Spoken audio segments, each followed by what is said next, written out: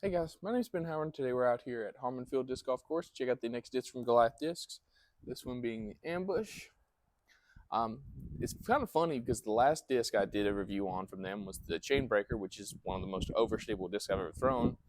And then if you look at the side profile for this one, I'm sure you can probably tell this thing is unimaginably flippy, and it's in the same vein as Chain Breaker, where this is one of the most understable discs I've ever thrown out of the box like this. I can get this on. I put this on this much hyzer, get it to flip up, turn over, all the way over to a roller angle, and roll out to the right. This thing is unbelievably flippy. It's an insanely fun disc. So I'm gonna try and show that off today. But if you're interested in checking this disc out or any other Goliath mold, I've got their link down in the description. So please go check them out. Use my code BenHoward10. It'll get you 10% off your order. But let's go and get in the video. All right, guys, so we're on hole one. This one's a par three, about 350 feet. Basket's on the other side of this building, about where you can see this tree. But I'm gonna be going out to the left side, probably around this telephone pole, just trying to get this to bend back to the right.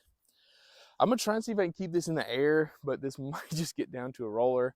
Granted, we do have some tailwind, so it's gonna act a little bit more stable, but just see if we can get it to stay in the air. Nope, rolled. Oh, I thought I would see it come back to the left, but I don't know where it went.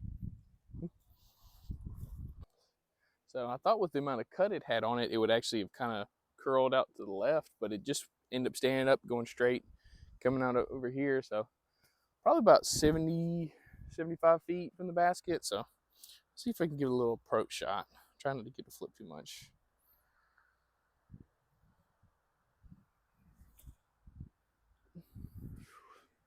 There we go.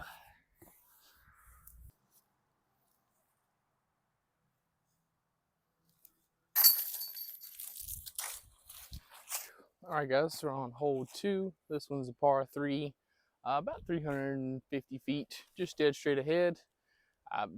Nothing really too much to worry about in this hole, besides don't want to hit a car. But I think I'm going to take this, put on some hyzer on the left side of this tree, see if I can get it just kind of stand up and turn without burning over again. That's probably going to be my goal for this entire video, is just try and throw a shot where I can actually get it to go over 300 feet without rolling.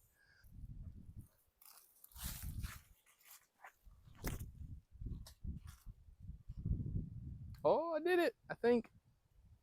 Yeah. That might not be 300 feet, but that's not rolling, so I'll take it. Okay, so just got a little approach shot left. I'm trying on forehand. Just same thing. Be smooth, but give it a good amount of spin. Ooh, actually held the hyzer that time. Okay, that's fine.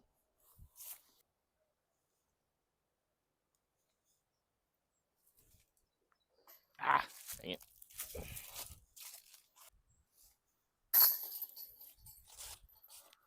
All right, guys, so we're on hole three. This one's par three, about maybe 150 feet, give or take.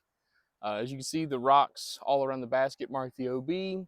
So really just gotta kind of stick it right in there. So I'm gonna try and do basically the same shot I threw with my approach shot on the last hole, but from a backhand. Just see if I can get hold the hyzer, just stick in the green.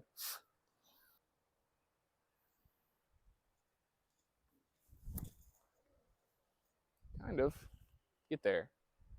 Oh yeah, nice.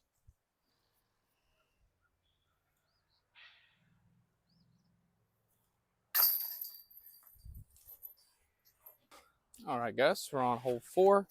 This one's a par three, I think like 380 feet. I don't know if you can actually see it, but it's basically just straight ahead this way. Just got to be careful because the path off to the right's out of bounds. But I'm gonna try and put this on a forehand and see if I can keep it in there. Oh hey. I'm trying to put it in a forehand, see if I can keep it in the air. If it rolls, probably not gonna be too bad unless it cut rolls off the path, but be all right. So.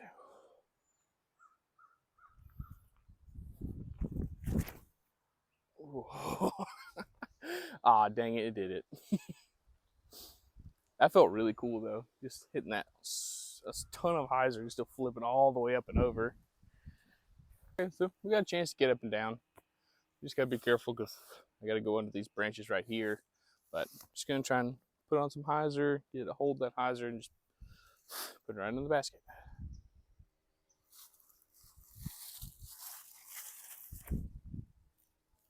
Ah, sit down.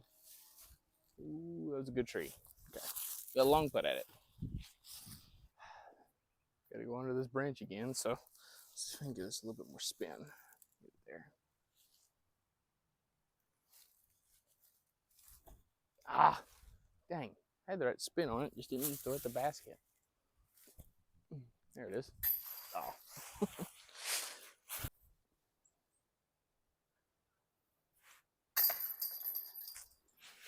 All right, guys, we're on hole 5.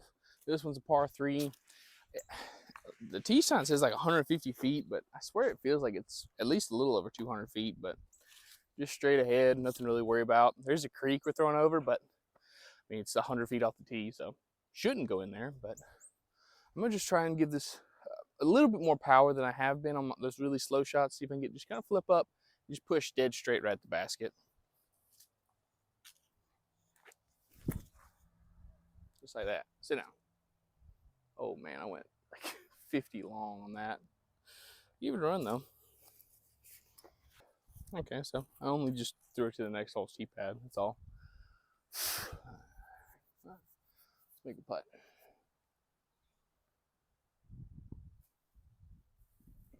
Oh, don't hit the camera, please. Ooh, right between the legs.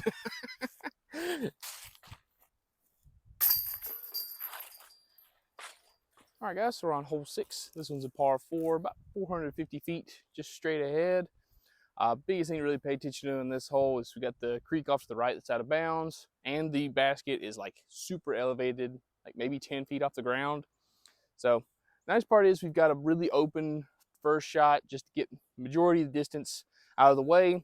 Then we just have to throw our up shot close to the basket, and hopefully we're not directly underneath it, or else we won't have a putt. But I'm debating on trying to see if I can actually get a full flight out of this, or just try and get a roller down. I think I'm just gonna try and get a roller down. Just hit it as hard as I can, see what kind of distance we can get out of it.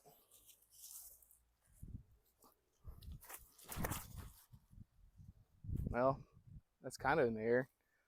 Oh, that was terrible. Ooh. Oh, and it's gonna stand up and roll directly sideways. That's the one problem I've been having with it lately, is I can't quite figure out the power and angle I really need to get it down on a consistent roller. It's either I'm throwing on too much hyzer, or I'm throwing it too hard. And I don't know. It's obviously it's a touchy disc, so it's just one of those things where I got to get used to it. But that's the one thing that's been bugging me, is I just can't quite get it down on a consistent roller angle. Okay, so we're not too far. Actually, almost pin high, which is pretty cool. But let's see. I just got to give it a little bit of hyzer, see if I can get this kind of swing in. Hopefully, give myself a putt. I'm gonna try to hit it a little bit harder, but on a fan grip. See if that helps. I'm just gonna try and keep it low.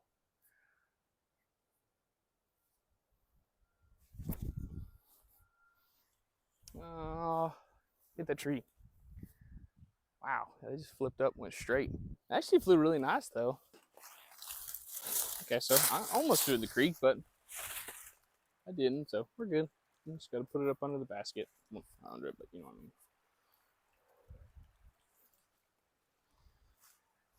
That's fine.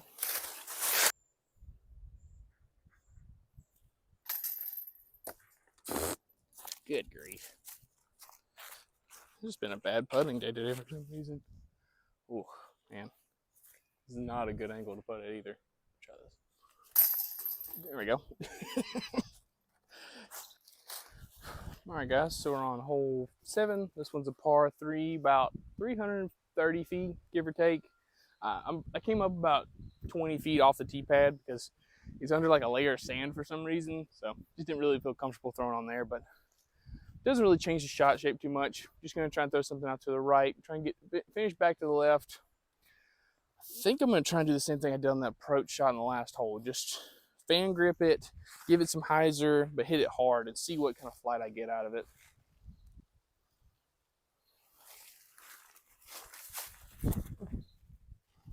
Oh boy, come back, come back. Oh yeah, that flew nice. Scared me a little bit, but it worked. All right, so we got about 80 feet left of the basket. So I'm just trying to give this a little jump putt, see how it does.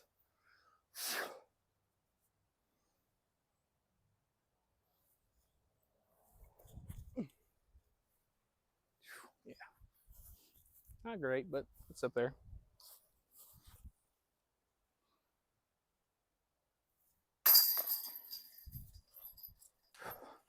All right, guys, we're on hole 8. This one's a par 3, about 350 feet up this way, tucked way off to the right. So I'm trying to decide if I want to throw this flat and see if I can get this to turn over, or give it some anhyzer and see if it'll hold the turn. There is some left to right winds. I think I'm going to do that. Just kind of slow it down just a little bit, give it a lot of height, a lot of anhyzer, and just see if I can get to coast around that corner and like flatten out.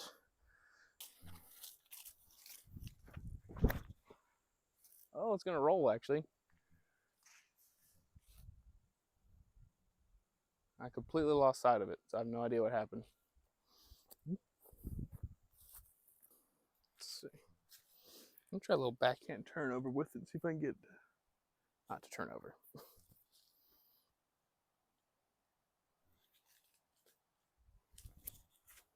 Oh wow. That's what happens when you give a 12 speed nose up. Let's go fight out of it.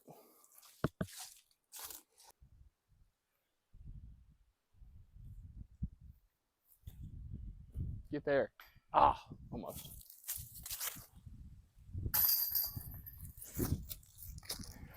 All right, guys, we're on hole 9, final hole of the video.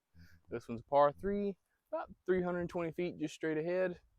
I think I'm gonna try a tomahawk on this one.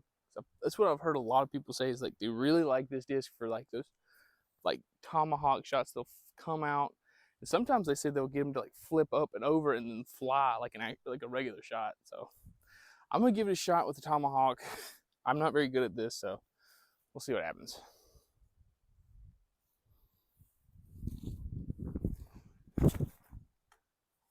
Oh, it almost did it. That was pretty cool.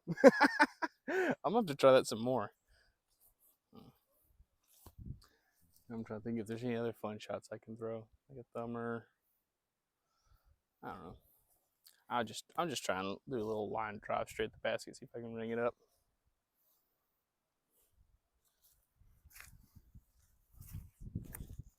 Ah, peek left. Yay.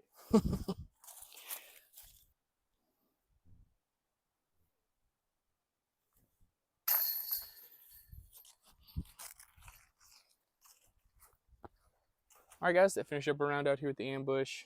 As y'all could probably tell, I'm not really taking this disc too seriously as an actual contender to get into my bag, just because it's a little too finicky for me. I think I am going to try and work it into that roller slot, because as you can tell, as y'all can see, it's got a lot of low speed stability for how flippy it is, just because obviously it's 12 speed. So if I can figure out that angle to where I can get to land on a good amount of cut, but ultimately get it to slow down to the point where it's going to act like an overstable 12 speed on the ground, I can get this thing to roll for a long time. So hopefully I can figure that out. But I would say for recommendations, I would recommend this as more of like a training like aid disc, where you can use this to kind of, if your form's feeling off or something like that, I feel like this disc will tell you what you're doing wrong pretty quick. Another thing you can get out of this disc too is a nice beginner like distance driver, because obviously if you have a lot less arm speed than me, this disc isn't going to be near as finicky for you. It's probably going to be straight to overstable, honestly.